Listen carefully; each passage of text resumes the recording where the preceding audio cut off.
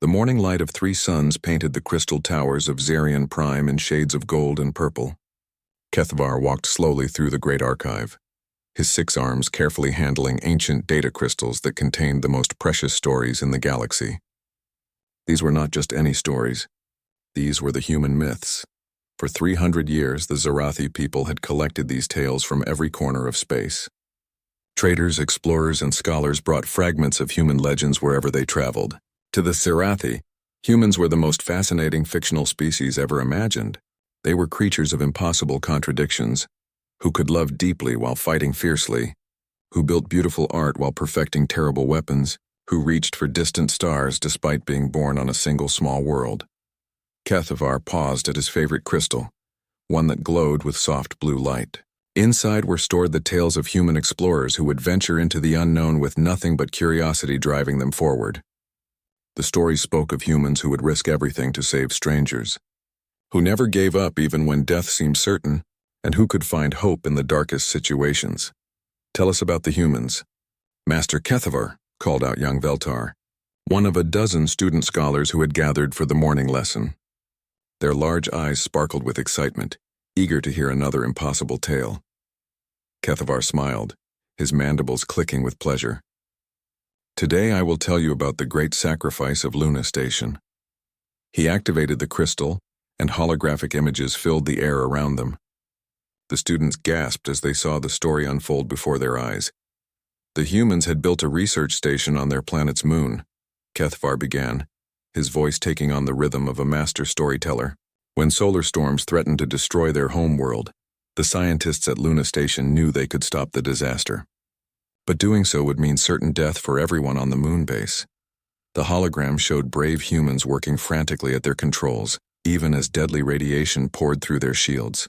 The station commander, a human named Captain Williams, gave his crew one last chance to evacuate. But not a single human left their post. They stayed and saved their world, knowing they would never see it again. Veltar raised a tentacle. "Master, why did they not flee? Surely their own lives mattered more than their duty." "This is what makes humans so special in our myths," Kethvar explained. "They believed that some things were more important than their own survival. They would die for strangers without question. They would fight impossible battles just because it was right." Across the galaxy, similar scenes played out on 1,000 worlds. On the warrior planet of Krylos, General Thekmar told his soldiers about human berserkers who could defeat entire armies through pure determination. The Kryllian troops listened with amazement to stories of humans who would charge into battle against creatures 10 times their size, armed with nothing but primitive weapons and unbreakable will. In the floating cities of Melodia, singer Prime Lysandra composed haunting melodies about human artists. Her songs told of humans who could move entire civilizations to tears with their music, who could paint pictures that spoke to the soul, and who could write stories that changed how people saw the universe. The peaceful Melodians gathered in vast concert halls to hear these musical tales.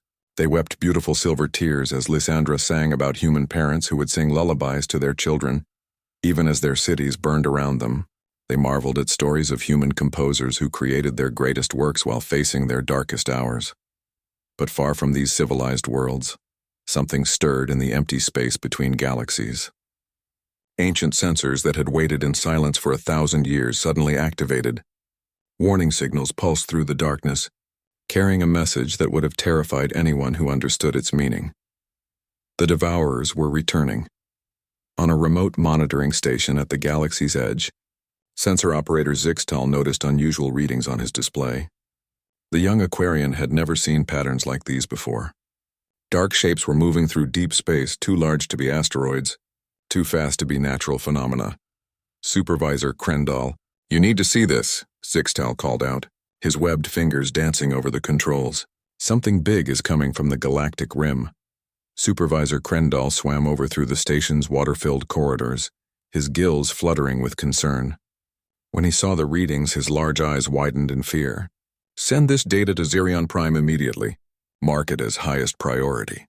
The message traveled through subspace channels, reaching the Great Archive just as Kethvar finished his lesson about human courage. A communication crystal on his desk began flashing urgent red light. He touched it with one of his smaller arms, and the holographic face of Admiral Zethkar appeared. "Kethvar, "We need access to your oldest records," the Admiral said without greeting. "Something is approaching our space, and our current military cannot identify it." "What do you need?" Kethavar asked, already moving toward the ancient sections of the archive.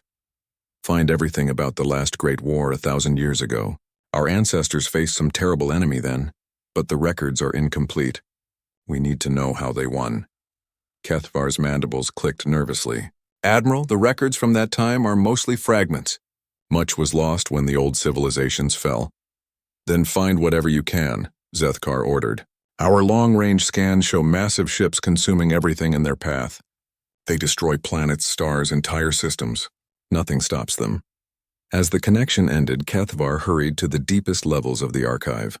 Here, in crystal vaults older than memory, lay the broken records of civilizations that had fought and died long before the current galactic community existed. He searched through data fragments, piecing together incomplete stories. Slowly, a terrifying picture emerged. 1,000 years ago, an enemy called the Devourers had swept through the galaxy like a plague. They consumed not just matter but life itself, leaving empty husks of worlds behind them. But something had stopped them. Some force had driven them back into the darkness between galaxies. The records were too damaged to show exactly what had happened, but one word appeared over and over again in the ancient texts: humans. Kethavar stared at the fragments in disbelief. According to these broken records, humans had not been myths at all. They had been real, living beings who had fought alongside the ancient civilizations. The stories he told to students were not fantasies, but historical accounts passed down through generations. But if humans had been real, where were they now? Why had they vanished? And most importantly, how could mythical beings save the galaxy from a very real threat? As alarms began sounding across Zerion Prime, signaling the approach of the unknown enemy, Kethavar clutched the ancient crystals to his chest. Somewhere in these fragments lay the secret of how to defeat the Devourers. But would anyone believe that the answer lay in creatures most of the galaxy considered to be legends? The first reports came in just hours later. 3 outer colonies had gone completely silent. Where thriving worlds had once orbited their stars, only empty space remained. The Devourers had returned, and they were hungry. The emergency session of the Zerathi High Council had been going on for 6 hours. Around the massive crystal table, representatives from 12 species argued in growing panic as reports flooded in from the outer rim. 7 more colonies had been destroyed, their populations simply vanishing without a trace. Kethavar stood before the council chamber, his arms full of ancient data crystals. He had spent the last 2 days searching through the oldest records in the Great Archive, and what he had found would change everything they thought they knew about the galaxy. "The evidence is clear," he announced, his voice carrying across the vast chamber. Humans were not mythological beings. They were real, and they fought the Devourers before. Council leader Vexran raised one of her 4 hands for silence. "Kethavar, you are our greatest scholar. But surely you cannot expect us to believe that fictional characters from children's stories were actual historical figures." "I have proof," Kethavar insisted, activating one of the crystals. Holographic images filled the air above the council table. "These are tactical reports from the last Devourer invasion 1,000 years ago. Look at the battle formations, the strategies used. They match exactly with the human military doctrines from our mythological collections." Admiral Zethkar leaned forward, studying the ancient battle plans. "These tactics are indeed impressive, but that proves nothing. Perhaps our ancestors based their strategies on the same legends." "There is more," Kethavar continued, switching to another crystal. "Weapon specifications, ship designs, even diplomatic protocols. Everything matches. The humans were not myths. They were our allies." "If that is true," asked Representative Kelnoth of the Melodian delegation, "where are they now? Why did they abandon us when we needed them most?" Before Kethavar could answer, the chamber doors burst open. A young communications officer rushed in, his breathing rapid with excitement and fear. "Council leader, we are receiving a transmission from uncharted space. The signal is using old codes, pre-Federation protocols." "Put it through," Vexran ordered. The main display screen flickered to life, showing a young woman with short brown hair and determined eyes. She wore a uniform that none of them recognized, but her voice was clear and strong. "This is Explorer Katie Mitchell, of the United Earthship Horizon. I am transmitting from grid coordinates that your people would consider empty space. I have been monitoring your communications. and I know about the Devourer threat." The council chamber fell completely silent. Even the universal translators seemed to pause, as if struggling to process what they were hearing. "You claim to be human," Admiral Zethkar said slowly. "Prove it." Katie's image smiled, but there was sadness in her eyes. 300 years ago, your ancestors and mine fought side by side against the first Devourer invasion. We won that war, but at a terrible cost. The galaxy blamed humans for the destruction that followed. Your people demanded we leave, said we were too dangerous to remain. She paused, looking directly at the camera, so we left. We took our colonies, our ships, our entire civilization, and we went into exile beyond the galactic rim. We have been watching from the shadows ever since, hoping that one day we could return home. Representative Kelnoth stood up, her melodic voice trembling. The songs speak of a great betrayal, of allies who abandoned us in our darkest hour. But they never said we drove them away. History is written by those who remain, Katie replied. We have been living in hidden colony ships for 3 centuries, always moving, always watching. We kept hoping you would remember us as we really were, not as the monsters some of you decided we had become. Admiral Zethkar's tactical mind was already working. If humans are real, and if you have been in exile all this time, do you still possess the military capabilities to fight the Devourers? Katie's expression grew serious. Admiral Henderson commands our fleet from the colony ship New Terra. We have been preparing for the Devourers' return. Our scouts detected them months ago, moving through dark space toward your territory. Why should we trust you? Demanded Counselor Hectal of the Krillian war clans. You disappeared when we needed you before. Because, Katie said quietly, this time we will not leave. This time we will stay and fight even if it costs us everything. That is what humans do. We protect those who cannot protect themselves even if they do not want our protection. The transmission ended, leaving the council chamber in stunned silence.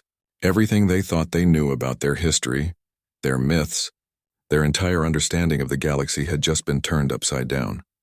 Meanwhile, in the hidden human fleet beyond the galactic rim, Admiral Jack Henderson stood on the bridge of New Terra, staring out at the stars.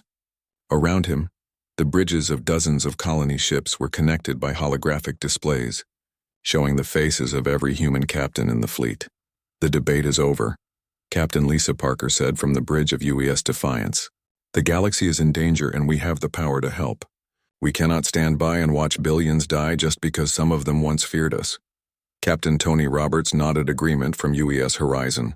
My ancestors did not go into exile so we could hide forever. They sacrificed their homes so that humans could survive to fight another day. That day has come, but not everyone agreed. Captain Jake Morrison looked troubled. 300 years ago they called us monsters. They said human aggression made us too dangerous. What happens when this war is over? Will they thank us or will they drive us away again? It does not matter, Henderson said firmly. We are not doing this for gratitude. We are doing this because it is right. The Devourers will not stop with the current galactic civilization. Eventually, they will find us too. Better to fight them now, alongside allies, than to face them alone later. Dr. Amy Foster, the fleet's chief scientist, brought up tactical displays. Our analysis shows the Devourer force is larger than anything recorded in the historical files. Even with our technology, victory is not certain. Then we will have to be smarter, not just stronger, Henderson replied. We have had 3 centuries to study their weaknesses, to develop new weapons and strategies, and we have something they do not expect. What is that? Asked Captain Rachel Blake. Henderson's eyes hardened with determination. We have human stubbornness. We have the willingness to sacrifice everything for people who may not even like us. We have the refusal to give up, even when victory seems impossible. He looked around at the faces of his captains, seeing his own resolve reflected in their eyes. Send the signal. All ships prepare for quantum jump to Zerion Prime. We are going home. Back in the Great Archive, Kethvar worked frantically to decode more of the ancient records. If humans were real, then every myth, every legend, every impossible story might contain vital tactical information. As he worked, he thought about the young human woman on the transmission. Her sadness when she spoke of exile. Her determination when she promised to fight. Perhaps the humans really were everything the myths claimed them to be. Outside the archive windows, Zarathi military ships were gathering in unprecedented numbers. But Kethvar knew it would not be enough. According to the fragmentary records, only human military doctrine had proven effective against the Devourers. He just hoped the humans would arrive in time. The latest reports showed the enemy fleet was accelerating, consuming star systems faster with each passing day. Soon they would reach the core worlds where billions of innocent beings lived and worked and dreamed of peaceful tomorrows. The myths were about to become reality. The question was whether reality would be enough to save them all. The Battle of Kepler Station was supposed to be a strategic withdrawal. Admiral Zethkar had positioned his fleet to evacuate the research facility and its 20,000 scientists before the Devourer ships arrived. Nobody expected to win this fight. 3 massive Devourer dreadnoughts dropped out of dark space like hungry shadows. Each ship was the size of a small moon, their black hulls seeming to absorb light itself. As they approached the station, reality seemed to bend around them, and the screams of dying space filled the communication channels. All ships, begin evacuation procedures, Zethkar ordered from his command ship, the Zarathi vessel Bright Hope. We cannot fight these monsters. Our only goal is to save as many lives as possible. The Zarathi fleet was impressive by any normal standard. 50 heavy cruisers, 100 escort ships and the pride of their navy, 3 dreadnought carriers. But against the Devourers they looked like toys. The enemy ships began their feeding process, and Zarathi vessels started losing power as their life support systems were drained from impossible distances. Kethvar stood on the bridge of Bright Hope, watching in horror as the myths he had studied became terrifying reality. The Devourers were exactly as the ancient records described them, ships that fed on life itself, creatures that could consume the soul of a star. "Sir, we are detecting a quantum distortion," reported the sensor officer. "Something large is coming out of slipspace." On the main screen, space twisted and folded. Then with a flash of blue light, a ship appeared directly between the 2 fleets. It was sleek and white, smaller than the Zarathi cruisers but somehow more dangerous looking.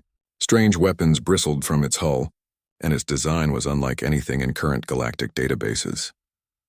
"This is Captain Lisa Parker, of the United Earthship Defiance," came a voice over all communication channels. The accent was strange, the words spoken in old galactic standard, but the meaning was perfectly clear. "All Zarathi vessels, follow our lead and prepare for coordinated assault." Admiral Zethkar stared at his communications officer in disbelief. "Did that ship just order us to attack the Devourers?" "Sir," the officer replied, his voice barely a whisper. "According to our database, that ship configuration matches the mythological human vessels described in the archive files." Before Zethkar could respond, the human ship began its attack run. What happened next would be talked about for generations. The Defiance moved with precision that seemed impossible. It dodged Devourer energy beams that should have been unavoidable, fired weapons that hurt creatures no modern technology could damage, and somehow managed to get the attention of all 3 enemy dreadnoughts. "Zarathi fleet, form up in pattern Delta 7, Captain Parker's voice commanded. "Target their feeding appendages, not their main hulls. You cannot destroy them, but you can disrupt their feeding process." "How does she know our formation codes?" whispered the tactical officer. Admiral Zethkar made a decision that went against everything he had been taught about military command. He decided to trust a mythological being. "All ships form up as ordered. Follow the human vessel's lead." What followed was the most beautiful and terrible space battle in recorded history. The human ship danced between the Devourer dreadnoughts like a silver needle threading black cloth. Where it led, the Zarathi fleet followed, their weapons finally finding targets that mattered. Captain Parker's tactical instructions were perfect. She knew exactly where to hit the enemy ships, exactly how to coordinate the fleet's fire to maximum effect. The Devourers, which had been slowly consuming the Zarathi vessels, suddenly found themselves hurt and confused. "How is this possible?" Zethkar asked his tactical officer. "How does one small ship know more about fighting these creatures than all our military academies combined?" Kethvar, who had been silent during the battle, finally spoke. "Because the stories were true. All of them. Human tactical doctrine is not mythology, Admiral. It is history." On the screen, the Defiance executed a maneuver that should have been suicide. It flew directly into the mouth of the largest Devourer, weapons blazing. For a moment, everyone thought the human ship had been destroyed. Then the enemy dreadnought began convulsing, dark energy bleeding from wounds in its hull. "This is Parker," came the captain's voice, strained but victorious. "The big one is wounded. Concentrate all fire on the breach we just opened." The Zarathi fleet poured everything they had into the gap the human ship had created. For the first time in the battle, a devourer showed real damage. The massive creature writhed in space, its feeding tentacles retracting as it tried to heal itself. But the victory came at a cost. The Defiance emerged from the enemy ship severely damaged, its hull breached in a dozen places. Emergency lights flickered across its surface as it limped away from the battle. "Human vessel, what is your status?" Admiral Zethkar called out. "We will survive," Captain Parker replied. "But this is just the beginning. The real Devourer fleet is still approaching the core worlds. This was just a scouting force." As if to prove her point, the wounded Devourer ships began retreating into dark space. They had learned what they came to learn. The galaxy had new protectors now, and the ancient enemy would have to adjust their tactics accordingly. News of the human return spread across the galactic communication networks faster than light itself. On Krylos, the warrior clans immediately sent envoys demanding alliance with these legendary fighters. On Melodia, composers began creating symphonies celebrating the return of the mythmakers. But the humans brought sobering news along with hope. Admiral Henderson's message to the Galactic Council was brief and terrifying. "The Devourer force approaching your core worlds is the largest ever recorded," he said, his face appearing on screens across the galaxy. "Our analysis suggests over 1,000 capital ships, supported by feeding swarms that number in the millions. Even with human tactical support, victory is far from certain." He paused, looking directly into the camera. "We offer our full military support in exchange for one thing: complete operational command of all galactic forces. This is not arrogant speaking. This is necessity. The Devourers have evolved since our last encounter. Only human doctrine has proven effective against their new tactics. The debate that followed would have lasted months under normal circumstances. But with enemy scouts already probing the Middle Rim worlds, there was no time for politics. Within hours, the Grand Alliance was formed, with Admiral Henderson accepting supreme command of all galactic military forces. The human fleet began arriving at staging areas throughout the galaxy. Ships that looked like they had sailed out of legend itself took position alongside modern vessels. Crews that spoke in accents no one had heard for 3 centuries worked to integrate their technology with alien systems. Captain Katie Mitchell, now serving as Henderson's chief scout, brought regular reports of Devourer movements. Her small survey ship had been modified with the latest human stealth technology, allowing her to observe the enemy fleet without being detected. "They are adapting faster than we expected," she reported during a strategy meeting aboard New Terra. "The feeding patterns have changed. They are consuming entire solar systems now, not just the inhabited worlds." Dr. Amy Foster looked up from her research displays. "If they can feed on stars themselves, then they have evolved beyond our previous understanding. We may need to develop entirely new weapons." Admiral Henderson studied the tactical displays showing Devourer fleet movements.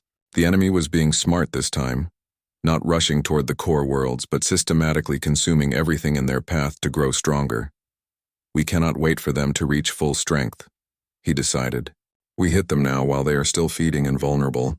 All fleet commanders prepare for Operation Homecoming." The final battle for the galaxy was about to begin.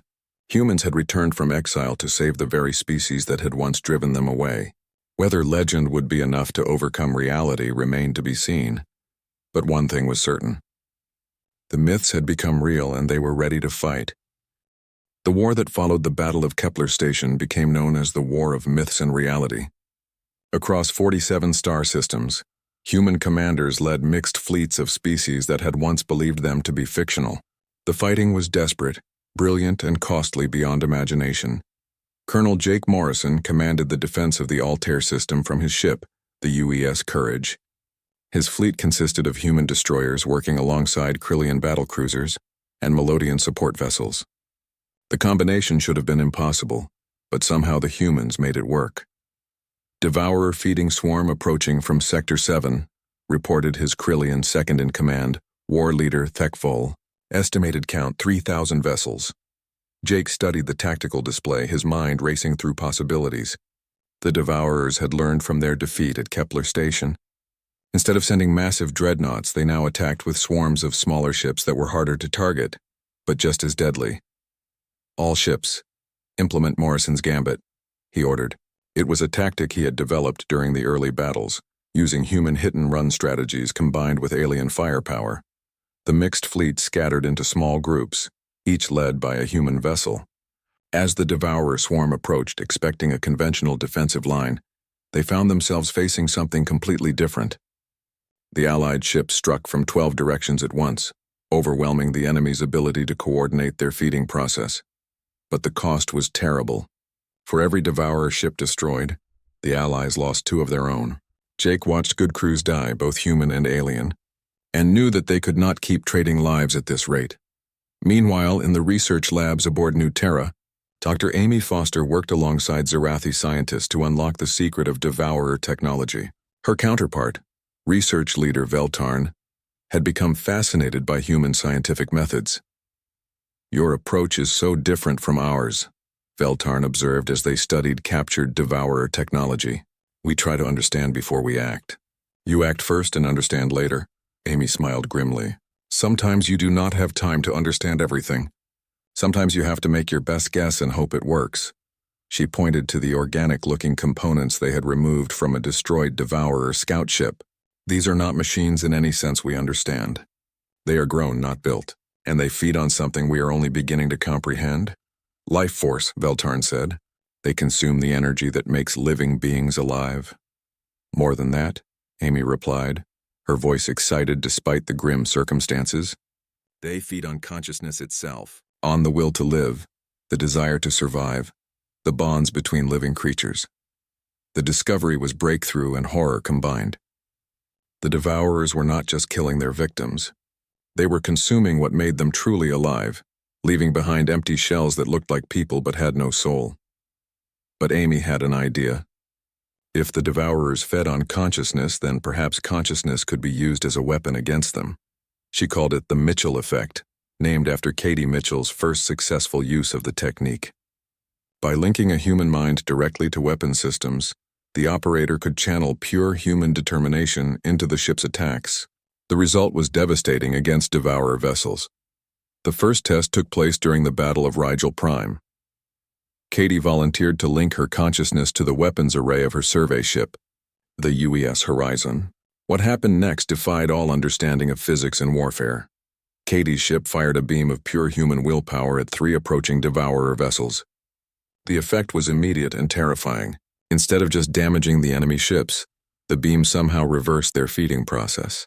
The Devourers began consuming themselves, their own dark hunger turning inward until they collapsed into nothingness. "How is this possible?" Admiral Zethkar asked during the post-battle analysis.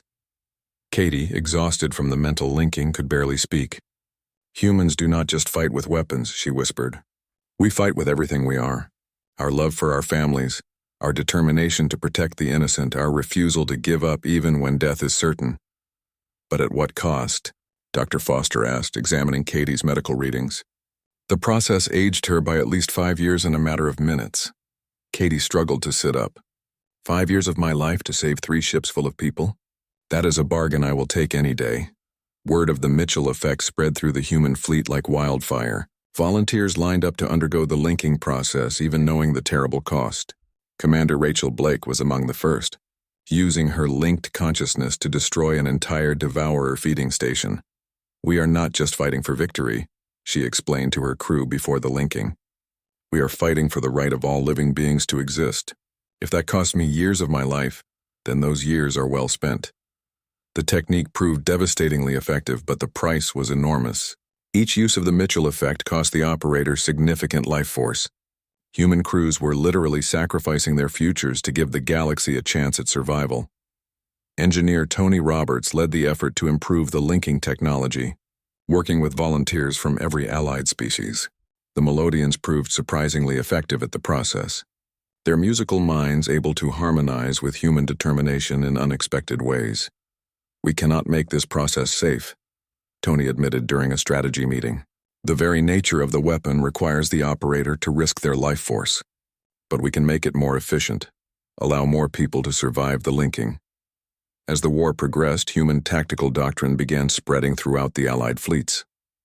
Alien crews learned to fight with human stubbornness, to take risks that seemed insane but somehow worked. The Krillians adopted human berserker tactics, the Melodians learned to coordinate their support efforts with human precision, but the Devourers were learning too. Their feeding patterns evolved, their tactics adapted. For every human innovation, the enemy found a counter-strategy. The war became a deadly game of move and counter-move, with entire civilizations hanging in the balance. The turning point came during the Battle of the Spiral Arm, when a massive Devourer fleet attempted to break through the Allied defensive line. Admiral Henderson committed the entire human reserve, leading the attack personally aboard the UES Defiance. "This is it," he announced to his fleet commanders. "Everything we have trained for, everything we have sacrificed for, comes down to this battle. If we fail here, the core worlds fall. If we fail here, everything we love dies." Captain Lisa Parker, now serving as Henderson's second-in-command, coordinated the fleet attack. Human ships led the charge, their crews already linked for maximum effect. Behind them came vessels from a dozen species, all fighting with tactics learned from human myth and legend. The battle lasted 18 hours. Ships died by the hundreds, brave crews from many worlds giving their lives to hold the line. The Mitchell effect was used again and again, human consciousness burning bright in the darkness of space as operators sacrificed years of their lives for moments of advantage. In the end, the Allied fleet held. The Devourer assault was broken, their feeding fleet scattered, but the cost was terrible. Nearly half the human crews had used the linking process, aging them beyond their years. Many would not survive to see the war's end. As the survivors regrouped and counted their losses, Katie Mitchell brought disturbing news from her deep scout missions. The main Devourer fleet was approaching the galactic core, and it was larger than anyone had imagined. Over 800 capital ships, she reported, her voice hoarse with exhaustion.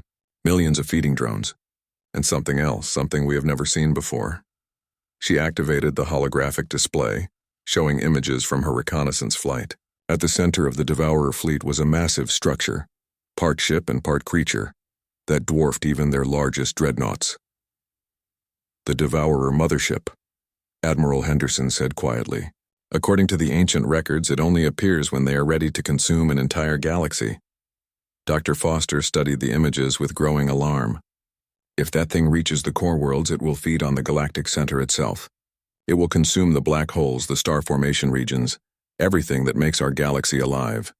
Henderson looked around at his exhausted commanders, human and alien alike. They had fought brilliantly, sacrificed everything, and it still might not be enough. "Then we stop it," he said simply. "Whatever the cost, we stop it here." The final battle was approaching, and everyone knew that myths and legends would have to become reality one last time if the galaxy was going to survive. The final battle took place in the heart of the galaxy, where massive black holes bent space and time into impossible shapes. The Devourer mothership had positioned itself at the galactic center, beginning the process of consuming the supermassive black hole that held their entire galaxy together. Admiral Henderson stood on the bridge of New Terra, watching as reality itself began to break down around the enemy vessel. The mothership was not just a ship, it was a creature of such immense hunger that it could devour the fundamental forces that held the universe together. "All fleet commanders, this is Henderson," he said into the communication system. "We have lost the element of surprise. We have lost the advantage of numbers. We have lost almost everything except one thing." He paused, looking out at the combined fleet that had gathered for this final assault. Human ships flew alongside vessels from 30 different species, all united in their determination to stop the ultimate evil. "We still have the one thing that has always made the difference," Henderson continued. "We still have the willingness to sacrifice everything for those who cannot protect themselves. Today myths become reality. Today we show the universe what it truly means to be human." Captain Lisa Parker, commanding the attack wing from UES Defiance, coordinated the first assault wave. But the mothership's defenses were beyond anything they had faced before. Feeding tentacles the size of space stations reached out to drain the life from attacking ships. Reality-warping fields turned their weapons against themselves. "We cannot fight this thing with conventional tactics," reported Colonel Jake Morrison, as his squadron was forced to retreat. "Our weapons barely scratch its hull, and it is healing faster than we can damage it. Dr. Amy Foster, monitoring the battle from the science vessel UES Discovery, made a desperate proposal. The Mitchell effect works on smaller devourer ships because it overwhelms their consciousness-feeding mechanisms. But the mothership is too large, too powerful. We need something bigger. Katie Mitchell, exhausted from dozens of previous linkings but still determined to fight, understood immediately. You want to link the entire human fleet. Every consciousness, every human mind, all focused on one massive attack. The strain would be enormous, Dr. Foster warned. Most participants would not survive the process. And even if it works, we would be sacrificing the very people we came here to save. Admiral Henderson listened to the debate while watching the mothership continue its feeding process. Already, nearby stars were beginning to dim as their energy was consumed.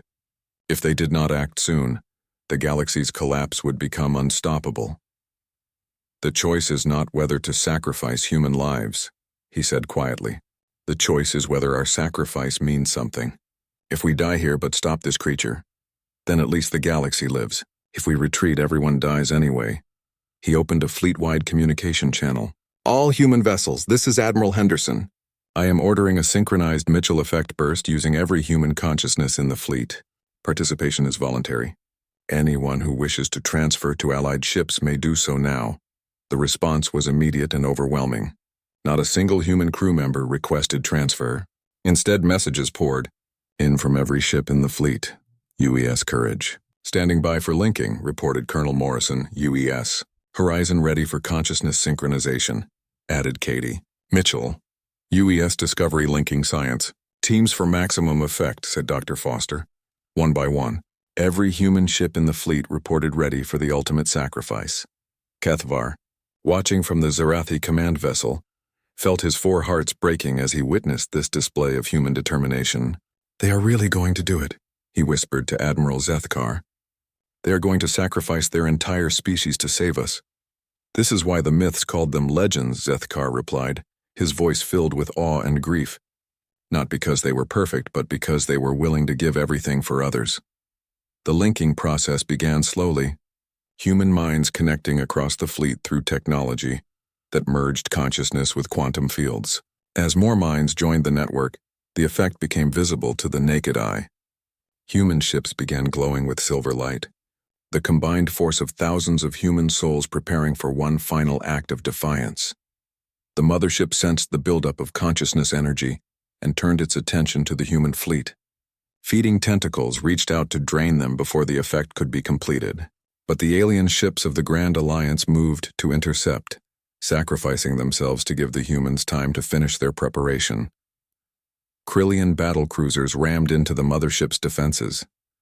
Melodian support vessels sang their death songs as they used their own life force to shield the human ships. Zarathi science vessels shared their energy with the linking process, knowing it would leave them defenseless. The galaxy stands with humanity, Admiral Zethkar announced as his own ship moved to block a massive feeding tentacle. Today we are all human.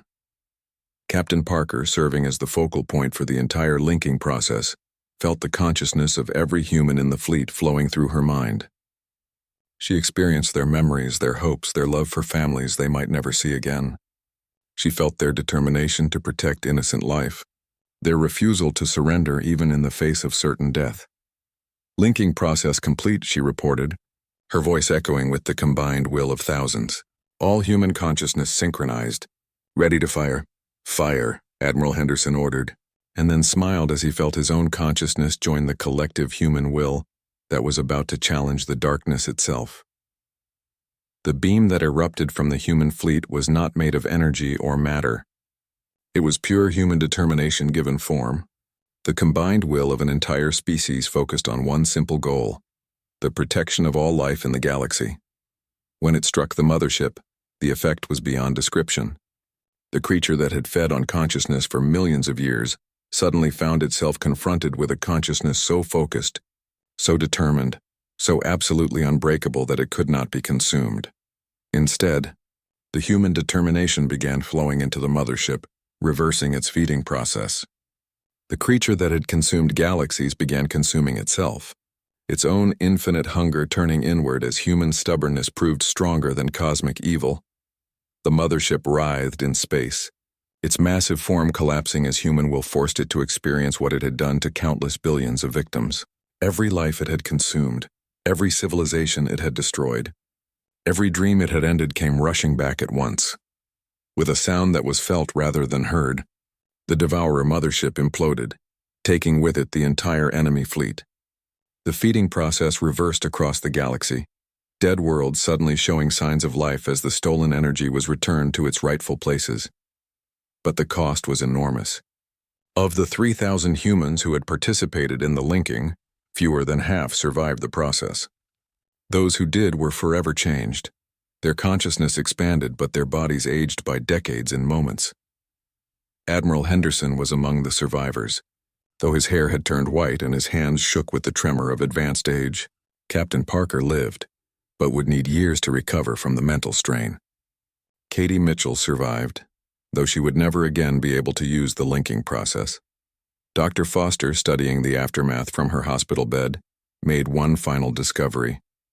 The linking process did more than destroy the mothership, she reported weakly. It created a consciousness field that extends throughout the galaxy. Any future Devourer incursion will trigger an automatic response from the combined will of all living beings. The galaxy was safe, protected by the sacrifice of beings who had once been considered myths.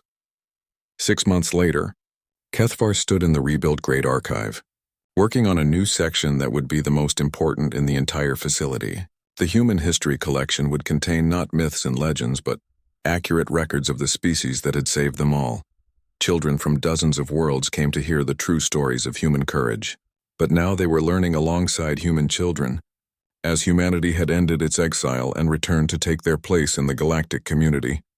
Captain Lisa Parker, now Admiral Parker despite her young appearance betrayed by ancient eyes, represented humanity in the new Galactic Council.